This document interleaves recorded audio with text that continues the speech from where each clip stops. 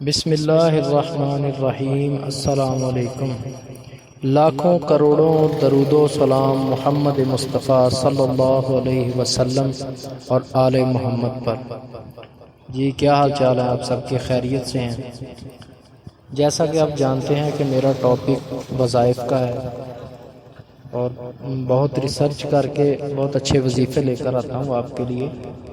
Kindly ان سے فائدہ اٹھایا کریں اور آپ ان وظائف کو پسند بھی کرتے ہیں، جزاک اللہ۔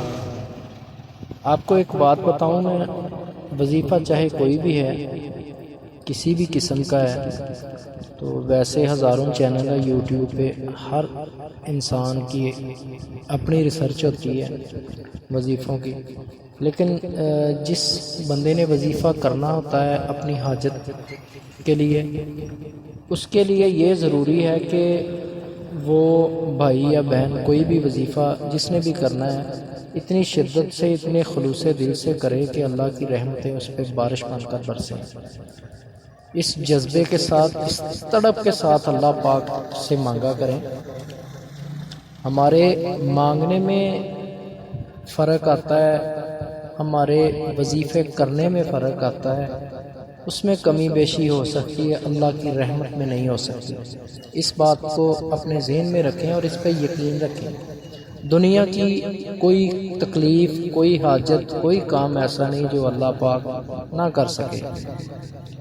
صرف اللہ کا قرب حاصل کیا کریں، اللہ کی تعریف بیان کیا کریں، ہمیشہ اللہ پر بھروسہ رکھیں، پختہ یقین رکھیں۔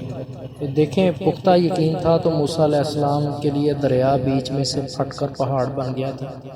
یقین تھا تو جنگ بدر میں پیارے محبوب صلی اللہ علیہ وسلم نے اللہ کے دین کا جھنڈا سر بلند کیا تھا۔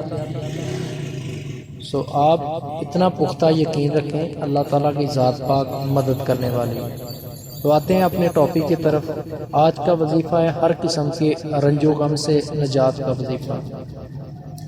یہ وظیفہ جو آپ کو میں بتا رہا ہوں، یہ وظیفہ آپ نے اپنی حاجت پوری کرنے کے لیے تو کرنا ہی ہے، آپ کی زندگی میں برکت بھی آئے گی انشاءاللہ، اور دوسری بات یہ ہے کہ یہ وہ وظیفہ ہے جو آپ کے لیے آخرت میں ڈال بن جائے گا انشاءاللہ۔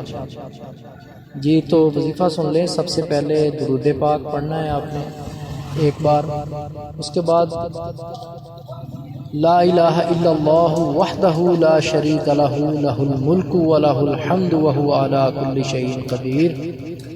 لا الہ الا اللہ وحدہ لا شریک لہ لہ الملک ولہ الحمد وہو علی کل شیء قدیر۔